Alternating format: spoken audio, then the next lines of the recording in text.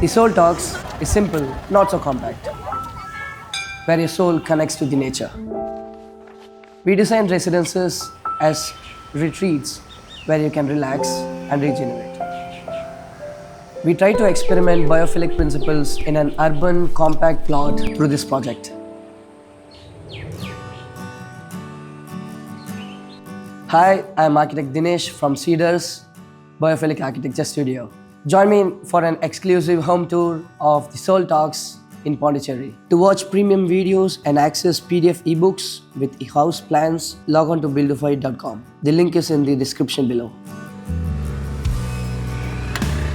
The site is located in a 15-minute drive from the central Pondicherry.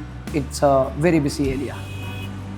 The site is flanked by two-story buildings on all three sides, leaving the frontage on the south side. We are left out with the 30 by 60 feet ground on the center amidst this building. The entrance to this project is separated into two. One is the pedestrian entrance and the another is the ramp for the car parking. In a very tight, compact area like this, we want some curvature. So what we did is that we turned this first step into a semicircle and turned this step towards this side. So what happens is that when the car has to be taken out or put in, the user gets a proper radius for the car's back wheel to rest on. So this is how we designed this curved staircase. And as we enter through the steps to the main door. When you enter to the main door, you reach the single large open area comprising of the living and the dining connected by the central courtyard. So now I am standing at the central courtyard, which is obviously a double height space with a 8 feet circular skylight. So this courtyard acts as a transitional area between the living and the dining area.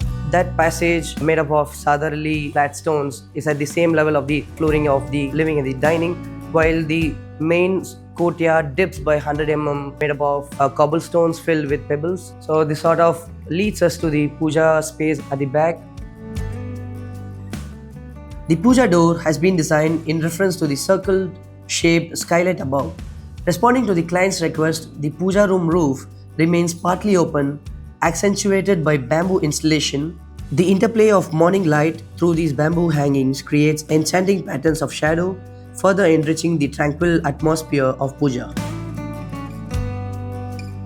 We sort of tucked up the kitchen behind the staircase. We provided the inbuilt seatings here with the dining area and the seatings here. So an interaction easily happens between the people at different spaces. As per the Vastu, the master bedroom was placed at this southwest corner. We had an interesting tucked in workspace for the client, which has a small window which also acts as a aesthetical element in the facade.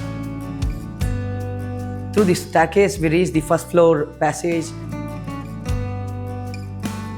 So this passage connects us to the bedroom, two bedrooms for their daughters. They are mirrored to one another. These sliding shutters open us to the balcony area, which are also have vegetation patches in it. This passage actually overlooks to the courtyard and the bamboo installation at the top of the puja. A first floor open area opens us to the Poratham brick jali at either ends. The Poratham jalis brings in fresh air that cools up the central area. As the air gets hotter, it rises up and exits through the central courtyard. We have left a 100 mm gap throughout the radius of the skylight through which the hot air exits. So this flow helps us keeping the interiors cool. So the other side of the passage leads us to the open seater at the terrace through the staircase outside. The facade is a south-facing facade. Here we have to have some openness, but still we have to give the enclosure to control the heat gain. So that's when we thought of providing these ferrocement fins that were placed at an angle to create a privacy.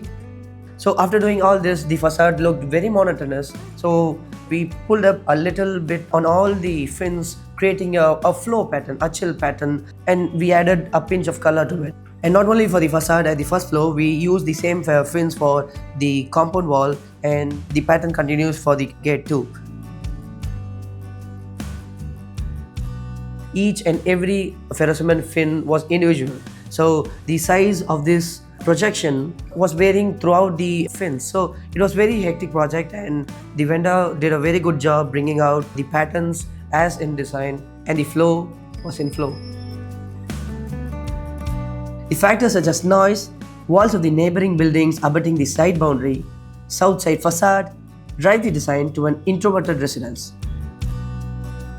So the site's constraints made a very clear statement that the architecture should be introverted. But then we need to make the space as open for the plants inside to thrive. So the basic vision of the project was to bring in the maximum light, natural ventilation amidst this tightly packed site.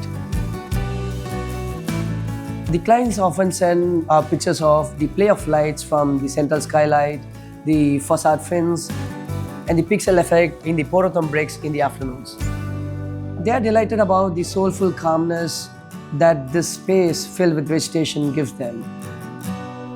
The core philosophy of our firm is biophilism, a word coined by us that represents the movement of biophilic architecture, where we create livable green spaces, and the Soul Talks is the seed of this movement.